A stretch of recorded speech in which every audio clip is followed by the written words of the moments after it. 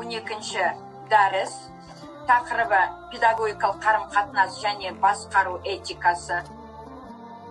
Құрметті студенттер, карантин жағдайында өмір сүріп жатырмыз. Пандемия кезеңінде біздің университеттің басшылары, барлық профессор оқытушылар құрамы, барлық білім алушылар, студенттер, магистранттар, докторанттар үйде отырып, ара қашықтық жағдайда оқыту тәрбиелеу процесін үрдісін тоқтатқан емеспіз. Біз біргеміз. Менеджмент пәнінің оқытушысы Светлана Сатыбалдықызының ұйымдастыруымен біз әрқашан бір-бірімізді қолдап жүрейік.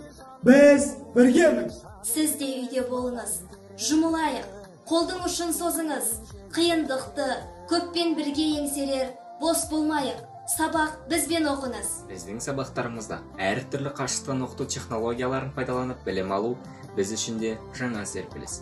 Біз біргеміз. Еліміздің тыныштығы сіз бен біздің қолымызда. Біз біргеміз. Төтенше жағдай уақытында қашықтан оқыту технологиясын қолдана отырып, біз оқуымызды әрі қарай жалғастырудамыз. Себебі біз біргеміз. Бұл менеджмент. Сіз жан-жақты болыңыз. Үйде отырып, қашықтықтан оқыңыз. Біз студент, жұдырықпыз жұмылған, мұны үйреткен менеджмент. Біз біргеміз.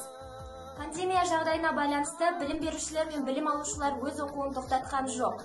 Біз бұл жағдайды жеңеміз. Біз біргеміз. Даланың қайсар халқы барлығын жеңеді.